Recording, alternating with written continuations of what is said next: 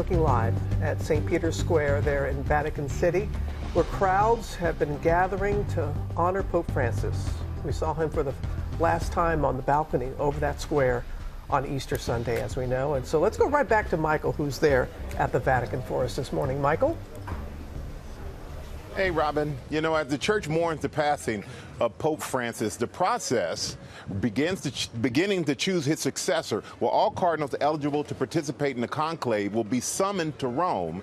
And of 252 cardinals, 135 are eligible, making this the largest and most diverse conclave on record, many appointed by Francis himself. Father John Wauck is here to discuss the conclave with us. But first, here's a look at the process steeped in symbolism and secrecy. It's an ancient tradition shrouded in secrecy. With the world watching, thousands gather in St. Peter's Square waiting for that white smoke, heralding the election of a new pope. Extra omnis. Behind the closed doors of the Sistine Chapel, known as a conclave, the mysterious conference captivating Hollywood. We're about to choose the most famous man in the world. In the world. After Pope Francis is laid to rest, the process to replace him will begin. After they have an opening mass, they meet in the Sistine Chapel. They have generally 2 votes in the morning, 2 votes in the afternoon, until they reach a 2/3 majority and know that at that point they've elected a pope. It could take days before that white smoke fills the sky over Vatican City, signaling a new head of the Catholic Church has been selected. 252 cardinals will descend upon Vatican City to vote. They must be under 80 years old.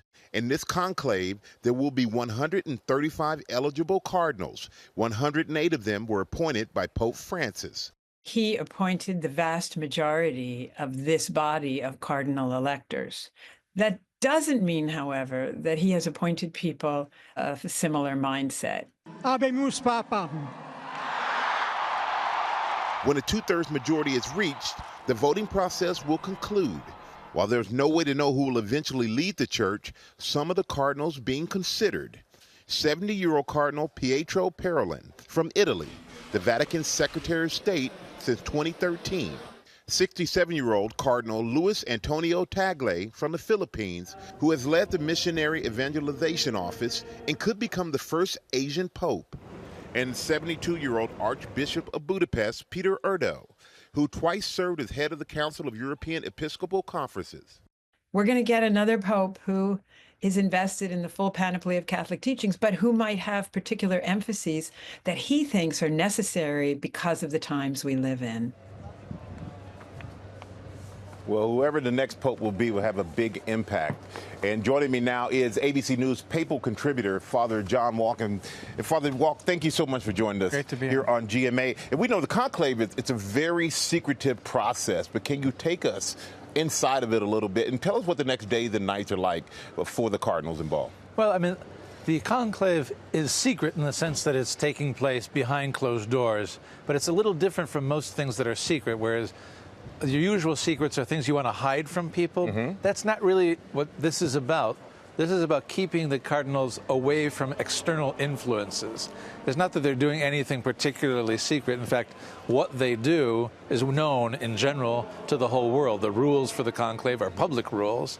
It's just we're not on the inside, and they're being kept away from the outside. That's a different type of secrecy that's being lived to protect them, essentially, so that they can focus on their work without being influenced by considerations that are not the influences of the Holy Spirit.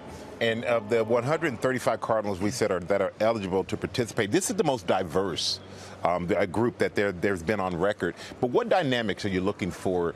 Could it be conservative versus liberals? What are the dynamics there? I don't think that the division between conservatives and liberals is necessarily the most important consideration, and partly because those words mean different things to different people, especially in different parts of the world.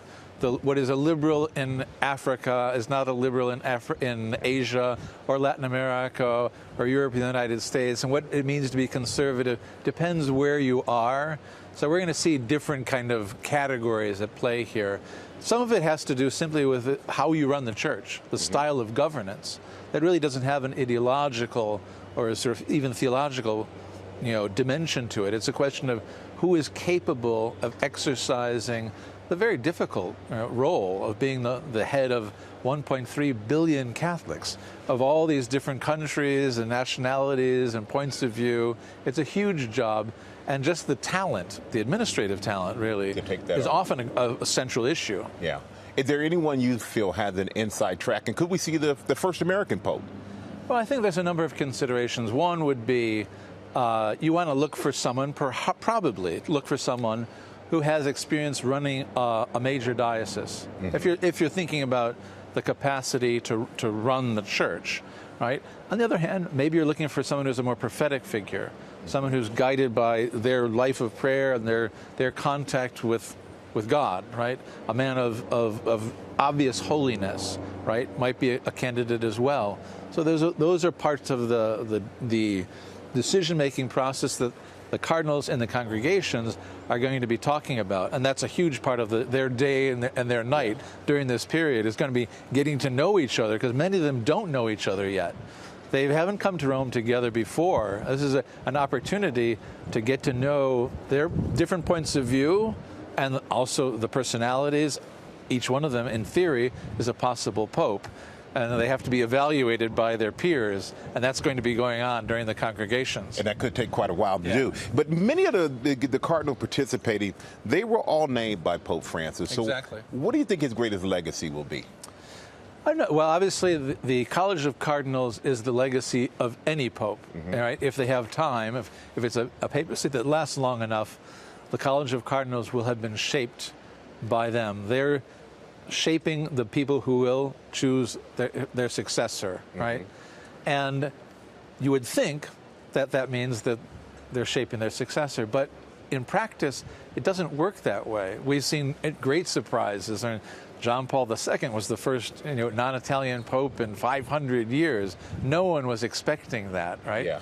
And Pope Francis was not expected to be elected either. People said, oh, he's too old, he missed his chance the time before, and yet the very cardinals who had been named, not by Pope Francis, but by Benedict and John Paul II, elected Francis. So all bets are off. Once they're in the conclave, who knows what's going to happen? Yeah, so you don't know what's going to happen, Absolutely. But we appreciate you giving us a little insight into it. Take care. Brother Wauck, thank you so much. We appreciate that. Now back to you guys in New York. I guess he's saying expect the unexpected. All right, Michael, we're going to get back to you in just a little bit, but we want everyone to know that tonight they can see an ABC News special, Francis, the People's Pope, at 10/9 Central here on ABC.